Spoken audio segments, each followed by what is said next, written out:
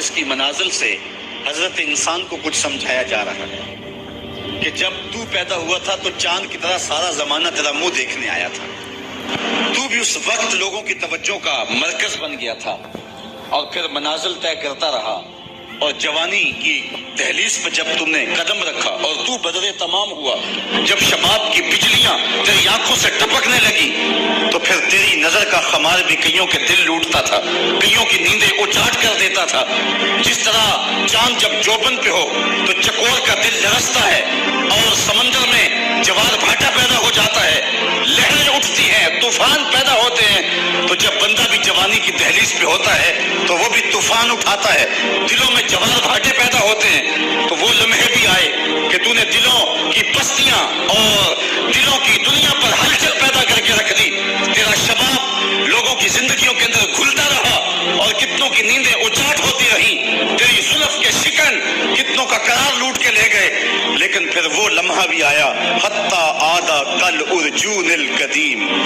پھر بوڑھا ہو گیا، پھر تجھے کوئی دیکھنے بھی نہیں آتا، کوئی تجھ سے اداس بھی نہیں ہوتا، بچے بھی کترا کے گزر جاتے ہیں. کہا انسان ذرا چاند کی منزلوں کو دیکھ، یہی چاند کتنا پیارا تھا اور آج اسی چاند کو کوئی دیکھتا بھی نہیں ہے. بچہ جب پیدا ہوتا ہے تو اس کی مسکراہٹ دل کھینچتی ہے، اور جب بوڑھا مسکراتا ہے تو اس وقت جو ہے لوگوں کی توجہ نہیں ہوتی. بچے کی زبان جو ہے وہ اڑ اڑ کے جب بولتا ہے تو اس کی توتلی زبان کا حسن دلوں میں نکھار پیدا کرتا ہے. ماں بھی بلہاری جاتی ہے، باپ بھی صدقے جاتا ہے، بہنیں بھی جو ہے وہ قربان جاتی ہیں. تو بچے کا ٹوٹا لہجہ اور توتلی زبان خوشیوں کی ایک لہر ہوتی ہے. لیکن جب بڑھاپے میں فالج کی وجہ سے زبان میں لکنت آ جائے، اب توتلا پن پیدا ہو جائے، اب زبان اٹکنے لگے، تو بچے بھی مذاق اڑاتے ہیں. ایک لمحہ وہ تھا کہ زبان توتلی تھی تو حسن تھا، آج لمحہ وہ گیا کہ حتی آدھا کل ارجون القدیم. کھجور کی ٹہنی سے جب پھل توڑ لیا جائے، اب اس ٹہنی کو کون پوچھتا ہے؟ جب تک پھل آیا نہیں تھا وہ ٹہنی اچھی لگتی تھی، مالی سنبھال کے رکھتا تھا، جڑوں کو بھی پانی دیتا تھا اور خیال کرتا تھا کہ کوئی ایسا نقصان نہ ہو کہ یہ پودا جو ہے وہ مرجھا جائے. پھر جوبن پہ آیا اور جب کھجوریں لگیں تو اس نے پھر رسیاں بھی باندھی اور کھجوروں کو سنبھالنے کے لیے سب کچھ کیا.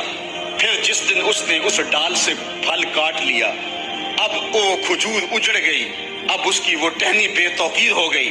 انسان کی زندگی کا جب شباب لٹ جاتا ہے اور بڑھاپے میں جب وہ کسی قابل نہیں رہ جاتا تو پھر اس کی بھی یہ مثال ہے، حتی آدھا کل ارجون القدیم، جیسے کھجور کی پرانی ڈال ہو. اپنی نظر اور شرمگاہ کی حفاظت کریں. اس دور کا سب سے بڑا فتنہ یہ ہے کہ نگاہیں پاک نہیں رہی، نگاہیں غلیظ اور گندی ہو گئی، شرمگاہوں میں وہ تقدس نہیں رہا. حضور علیہ السلام نے ارشاد فرمایا، من زنا زنیا بہی ولو بہی تانے دارے. جس شخص نے زنا کیا یہ عمل اس کے گھر بھی لوٹے اگرچہ اونچی اونچی دیواریں کیوں نہیں کرتے. یہ مکافات عمل ہے. گندم از گندم پروئے جو سے جو از مکافات عمل غافل مشو.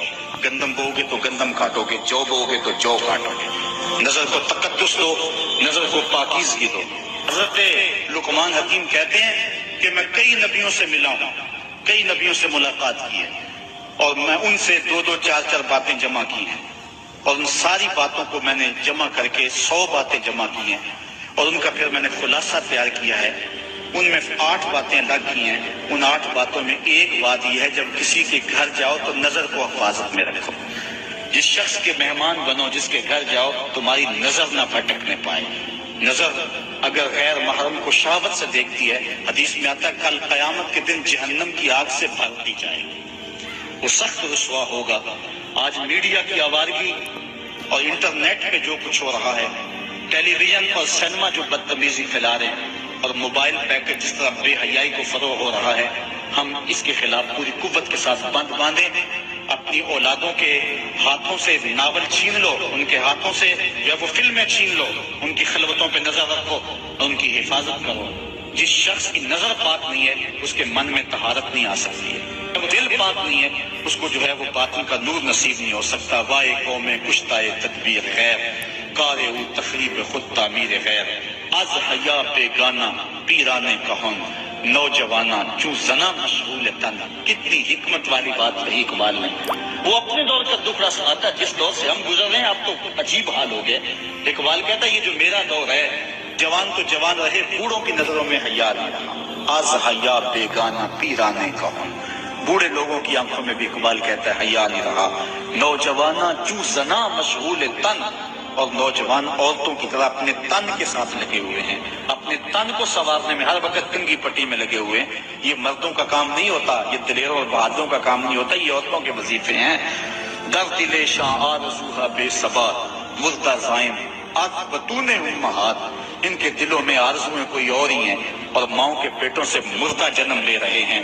दुख्तराने ऊ बजुल्फ़े खुद असीर, शोख चश्मों खुद नमाओ खुद दगीर। और कौम की बेटियां अपनी जुल्फ की खुद कहती हो चुकी हैं और हर वक्त जो है वो अपने आप को आईने में देखती रहती हैं। साख्ता पर नाख्ता दिल बाख्ता, अब रुआं पिसले तो देखे आख्ता।